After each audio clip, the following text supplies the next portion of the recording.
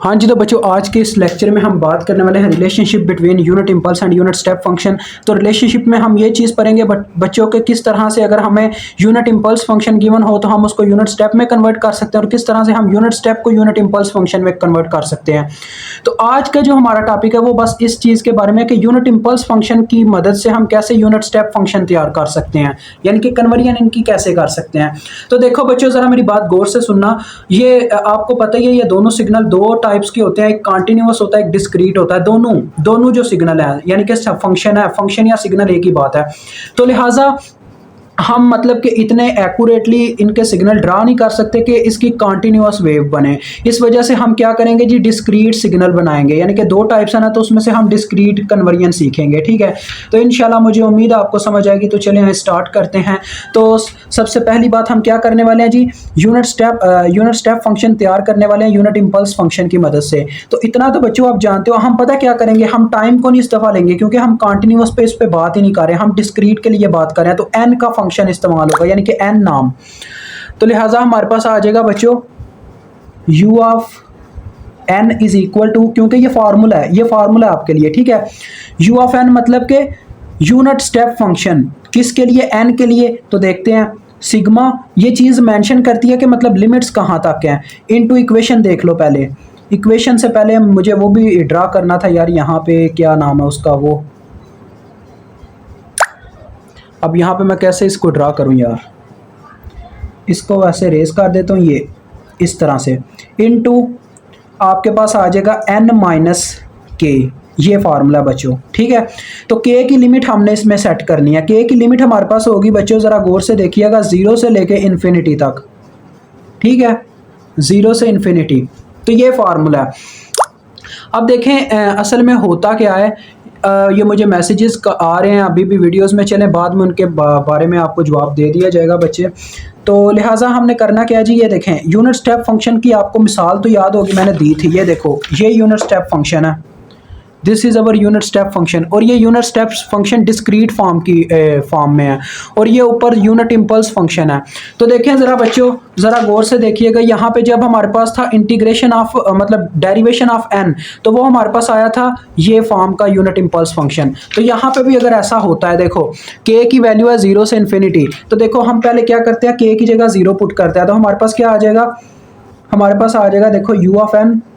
ये मैं 2-3 वैल्यूज़ लूँगा, पहले फर्स्ट नंबर की वैल्यू लेने लगो। u ऑफ n मैंने क्या पुट किया, मैंने k की जगह पहले 0 पुट करके देखा, तो मेरे पास क्या आ जाएगा, डायरेक्ट बराबर आ जाएगा क्या नाम है यार, इसको क्या कहते हैं, अपना डेरिवेटिव नहीं, डेल्टा, सॉरी डेल्टा कहते हैं। हाँ, तो डेल्टा ऑफ n आ गया, क्योंकि देखो k की जगह जब 0 पुट होगा तो डायरेक्ट n ही आ जाएगा ना।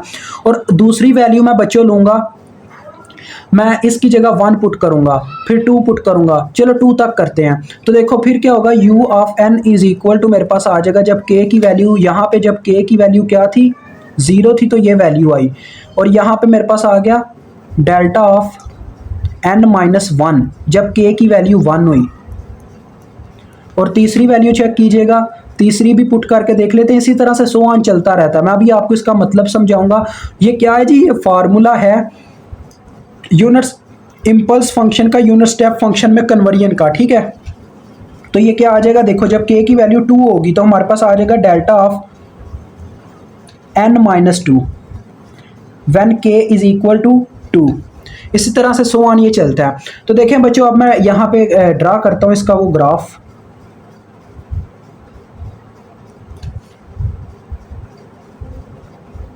ये मैंने ड्रा कर दिया, हमने n के लिए लिया है, तो यहाँ पे आ जाएगा डेल्टा ऑफ n इस एक्सिस पे।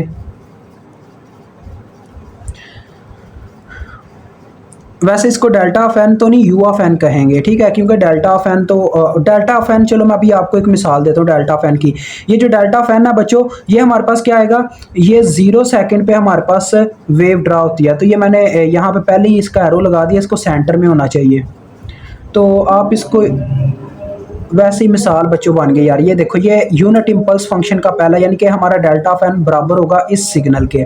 अभी मैं इसको मेनली बनाऊंगा जो सिग्नल बनता है ओवरऑल, यानी अभी कन्वर्जन नहीं हुई है, बस आपको यूनिट इम्पल्स फंक्शन मैंने ड्रा करके दिया, ठीक है। ये यूनिट इम्पल्स फंक्शन है, यानी यूनिट इम्पल्स फंक्शन बच्चों मैंने इसका बताया हुआ है, ये वो फंक्शन होता है जो कहने अप्रॉक्सीमेटली जीरो, यानी कि इतने टाइम तक के लिए बस क्या होता है, जनरेट होता है। यानी जैसे आप मोटरसाइकिल की किक मारते हो और उसको शफल जाता है ना, यानी शॉर्ट जाता है, वो लम्हा जो छोटा सा लम्हा होता है ना, वो इतने लम्हे, यानी ये इतने लम्हे के बराबर होता है। ये 0.0, ये 0.1 से लेकर 0.2 सेकंड तक का लम्हा होता है, इस वजह से इसको हम टोटली ज़ीरो ही कह देते होते हैं।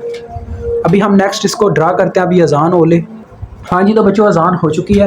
तो जैसा कि आपको टाइम स्केलिंग तो याद होगा, टाइम स्केलिंग नहीं, time shifting, sorry time shifting. Time shifting में पता है ना, जब यहाँ पे मैंने आपको बोला था टाइम शिफ्टिंग टोटली उल्टा मैथ का होता है। अगर हम यहाँ पे n-1 कर रहे हैं ना, n मतलब ये स्केल है, ऐसा नहीं होगा कि 2 में से -1 होगा, इसका उल्टा होगा, n में वैल्यू 1 प्लस होती जाएगी। तो देखो क्या होगा, इससे ये होगा बच्चों, ज़रा गौर कीजिए, पहले हमारा टाइम 0 पे ये सिग्नल ड्रा हुआ, फिर दूसरे नंबर पे कहाँ पे ड्रा होगा, 1 पे ड्रा हो जाएगा, ठीक है, समझ रहे हो ना। यानी कि अब हमारा टाइम जो है 1 सेकंड पे आ जाएगा, क्योंकि हमने इसकी टाइम शिफ्टिंग कर दिया, तो ये 1 सेकंड पे आ जाएगा। तो हर एक सेकंड में एक एक जमा होता जाएगा। देखो, इसमें +1, इसमें +1, इसमें +1, इसमें +1, इसमें +1, इसमें +1। यानी कि अगर इस सिग्नल को मैं दोबारा से ड्रा करूँ, मैं इसको स्मॉल ड्रा करके आपको बताता हूँ, तो ये 1 सेकंड पे आ चुका होगा, 1 सेकंड पे। समझ रहे हो मेरी बात को? तो ये आ चुका होगा 1 सेकंड पे। इसी तरह से बच्चों देखो, जब मैं करूंगा मतलब कि ये तीसरे वाला करूंगा, यानी n-2, तो 2 माइनस होने की बजाय उल्टा +2 होगा। तो इन सब में क्या होगा, एक एक और जमा हो जाएगा, यानी कि 2 ही जमा होगा ना, 1 + 1 2, और इसमें भी 2 जमा हो गया, इसमें भी 2 जमा हो गया, इसमें भी 2 जमा हो गया। तो हमारी एक और मजीद टाइम शिफ्टिंग हो जाएगी। जहाँ पे आगे 0 पे सिग्नल मिल रहा था, वहाँ पे उसकी बजाय हमें कहाँ पे मिलेगा, 2 पे मिलेगा। यानी इस तरह से ये देखो, यही सिग्नल हमें यूनिट इम्पल्स वाला मिलेगा, लेकिन कहाँ पे मिल रहा है, 2 सेकंड पे। तो देखें, 2 सेकंड पे अब मुझे यूनिट इम्पल्स मिला है। अब मैं क्या करता हूँ, इन सब सिग्नल्स को ऐड अप करता हूँ। ये जो सिग्मा है ना, इसका भी यही मतलब होता है कि ये सारी वैल्यूज आपस में जमा हो जाएंगी। समझ रहे हो मेरी बात को? यानी इसका फार्मूला अगर मैं ओपन करें ना बच्चों, मैं आपको सारा समझाऊंगा, मैं नहीं चाहता आपका कोई भी पॉइंट रह जाए। अब मैं ये सिग्मा को खत्म करता हूँ। कहाँ से सिग्मा स्टार्ट हो रहा है, 0 से लेकर इन्फिनिटी तक। तो इसका पता क्या फार्मूला बनेगा, ये देखो, इस तरह से n-0, फिर हम करेंगे प्लस सिग्मा n-1, ऐसे उसकी k की वैल्यू बढ़ती चली जाएगी, plus delta n-2 plus so on. Last वाला आपका क्या वर्ड होगा, डेल्टा n-इन्फिनिटी, क्योंकि इसकी वैल्यू इन्फिनिटी तक जाती है। तो ऐसे ही अब हम क्या करें, इन सबको प्लस करके हमें यूनिट स्टेप फंक्शन मिल रहा है। तो लिहाजा हमने ये जो सिग्नल इसके ड्रा किए हैं, 1 सेकंड पे, 2 सेकंड पे, 0 सेकंड पे, इन सबको हम जमा करके एक सिग्नल बनाएंगे। तो देखें, आपको अभी यूनिट स्टेप फंक्शन मिलने लगा, ये चेक कीजिएगा। अभी मैं इसकी शेप ड्रा किए देता हूँ, ये देखो,